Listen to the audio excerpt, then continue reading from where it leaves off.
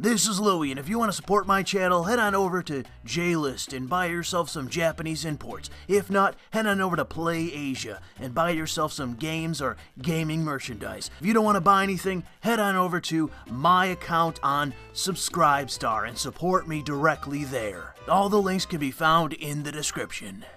So this is Louis, and for the last couple weeks I've been busy with work, and I have been in quite a bad mood as a result of that. I've been exhausted, tired, frustrated by my job, and just in a bad mood. I didn't want to talk about anything, I didn't want to cover anything, and that included today. I was in a bad mood today, and it was because I recorded something the other day, and it wasn't working out. The editing was taking too long, and I was having to edit more and more things out of what I said. And that frustrates me because I want to get a video done and get it up. So I went online and I looked up what was the story of the year. This is the story of the year. And we're going to get to what the story of the year is. But I reminded myself of it, looked it up, laughed for about a solid minute, and then decided, you know what? I don't give a shit. Let me go out, get a cup of coffee, let me get myself a bagel, and I'm going to cover that story. And I'm going to give you some good news, some funny news, and I'm going to hope to make you laugh, cheer you up, as it did me, this particular story, and just show you one of the perks of Trump. So I've already said that Trump has not won me over. I am not on the Trump train. I am not endorsing him for 2020, but as it is now, I am leaning in the direction of voting Trump in 2020. And I'm going to give you a couple examples as to why. And the second example is going to really be the story of the year. I know I keep hyping it, but just wait and see. So conservatism is as much a philosophy as it is an identity. It is people that identify with the label of conservative.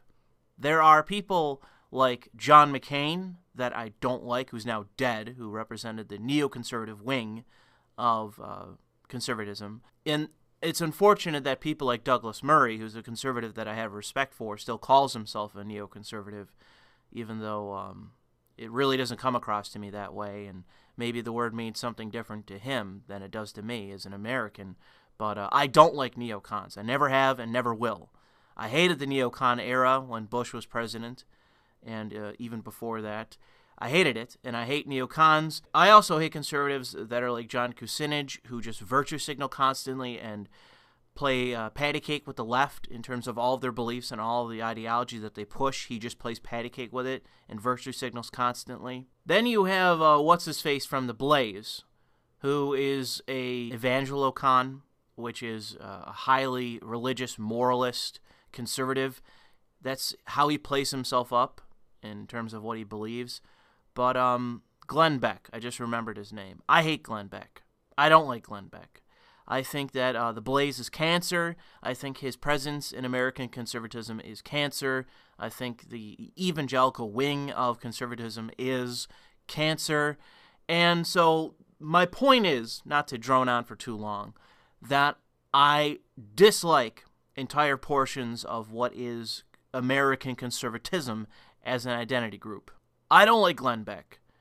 I don't like John McCain-ites. I don't like all the conservative elite who, for whatever reason, are not interested in actually being philosophically conservative, are not interested in being philosophically liberal, and I mean that in the concept of liberty, which is something that you'll hear many conservatives praise and promise, but never deliver on.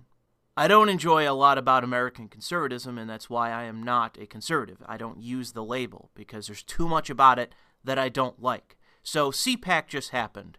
It ended, I believe, on March 2nd, so this was, a couple days ago this took place. CPAC is the Conservative Political Action Conference. What CPAC is a convention that allows conservatives to basically hammer out what their agenda is going to be, play to their base, get their base excited for conservative politics, but more importantly, to conservatism as a whole, label what is and isn't conservative. This is a big thing about conservatives in any identity group or political group, is that you want to set boundaries for what is conservative and what isn't. In order for there to be conservatism, there must be boundaries for what is acceptable and what isn't. Right now, within American conservatism, on the radical end of it, the capitalist end of it, it is acceptable for there to be open borders so long as there isn't government welfare programs to dole out resources and benefits to those that come in. Ben Shapiro is on that radical end of the capitalist spectrum, where he wants open borders so that all laborers can come in and undercut domestic labor so that it directly benefits the executives, the board members, the investors, the shareholders. I don't like that idea of sort of quasi-anarcho-capitalist style conservatism. I don't like it.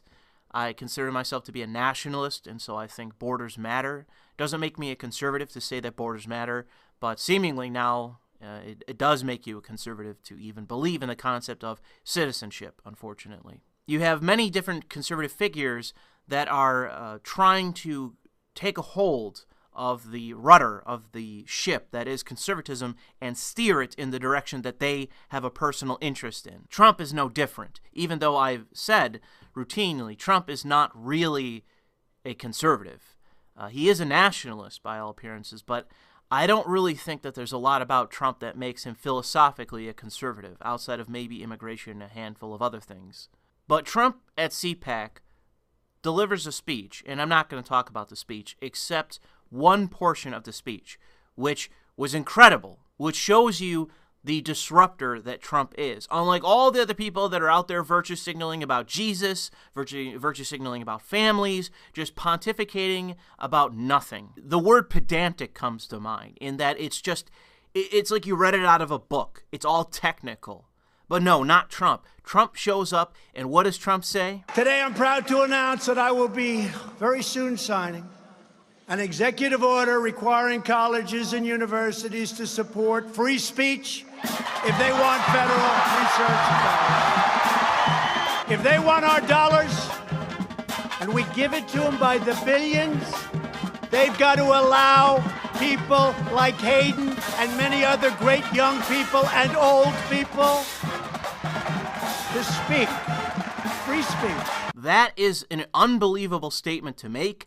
I wholly endorse that action. My hope is that this will drag Congress, with the Senate being, majority Republican. This drags them into having to do something about this, having to respond to this.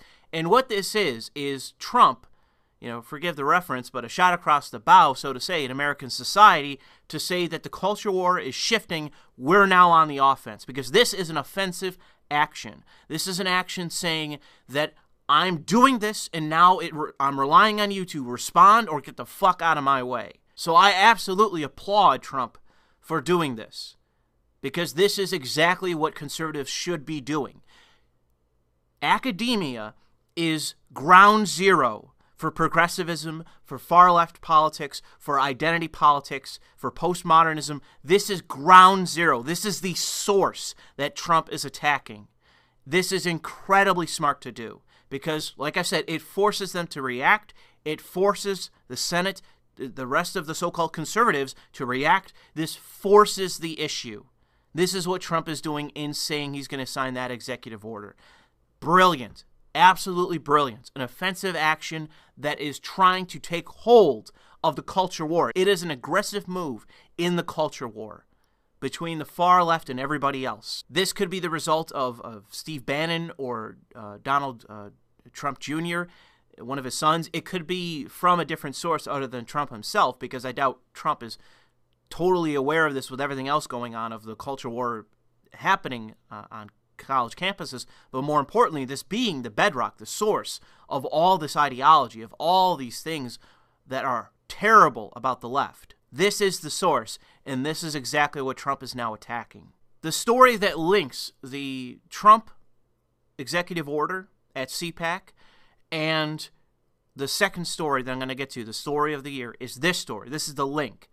Conservative activist assaulted at UC Berkeley campus during recruitment drive. So a conservative activist on campus at UC Berkeley, which is the battleground in California as it relates to college campuses of the culture war. This is a highly important place. This conservative activist gets punched in the face on film. I'll just play it really quick. I'm sure we've all seen it at this point. It's terrible. It's brutal. They finally found this PC principal-looking guy. They finally figured out who he was, and he's been, I believe, arrested for this felonious assault. But the more important side of this is the culture war. This is just another extension, another staple in the culture war. A conservative on a campus presents himself as just that, a conservative, and a far-left radical, indoctrinated by his professors, physically assaults him just for the crime of this kid representing himself as a conservative in public. That's it. That's the only provocation that we have to understand what happened in this situation. And it has happened many times before. All a conservative needs to do is represent himself as a conservative, and he is attacked for it physically, in public, by a far-left lunatic. I mean, you could probably get away with the label terrorist, considering its political violence, but for the sake of not being too hyperbolic, this is just the culture war in a nutshell. This is just another example of that. Here is the story that is going to cheer you up. Some Hispanic woman on tape attacked some random conservative in a MAGA hat. She attacked him, she assaulted him, she threw his MAGA hat on the ground, and was, in essence, menacing him, harassing him. It wasn't as bad of a physical assault as that kid on a college campus, but this was still terrible. You should not be harassing people in public just because they're wearing a MAGA hat. But the story of the year in the culture war and in America is this stupid woman attacked this guy. This guy reports it to the police, and police report it to ICE. The bitch that attacked him is an illegal, and she is now being deported.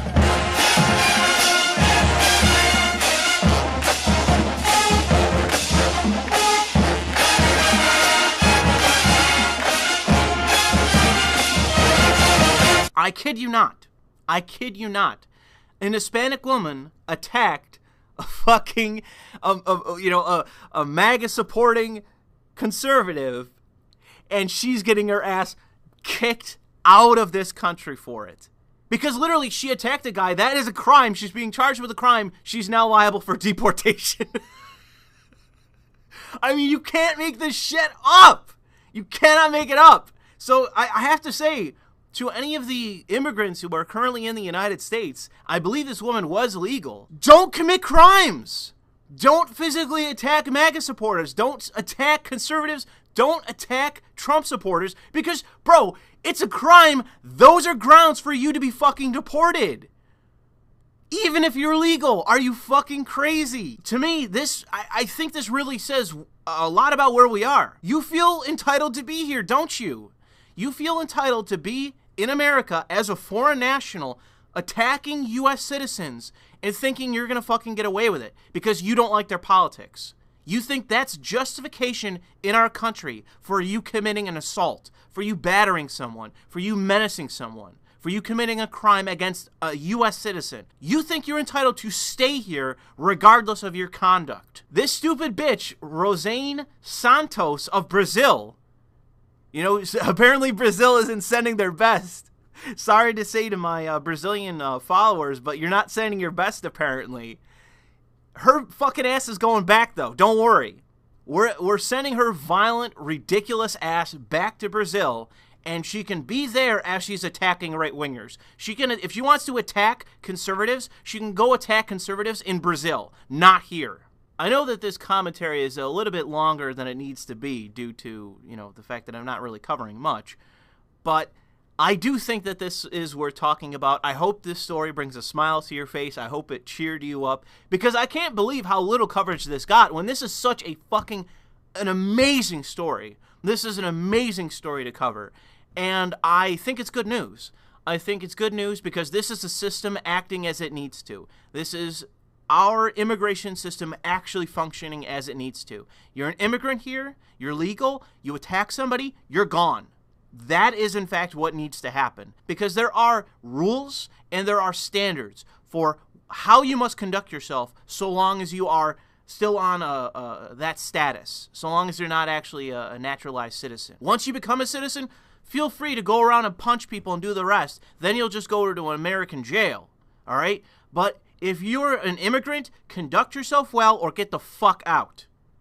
That is my standard, and that shouldn't be a far-right or right-wing standard, conservative standard. That should just be the standard. If you're misbehaving in this country, get the fuck out of here, all right? We already got enough crime and violence and issues and strife in our culture and society. We already have enough problems. If you're here and you're fucking making trouble and you're not even a citizen, out. Sorry, but you gotta go. I know I'm starting to get irritated as I end this, but this is a good story. It really is a good story. It's not just funny, but it showcases that despite everything, despite it all, there is still hope in America to take back all that has been lost and that has been conceded to the far left and to the progressives.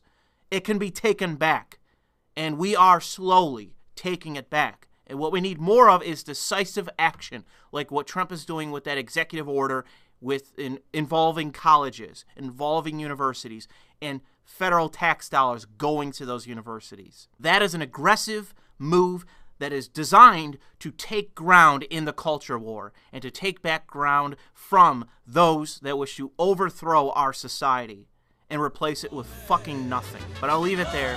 Thanks for listening.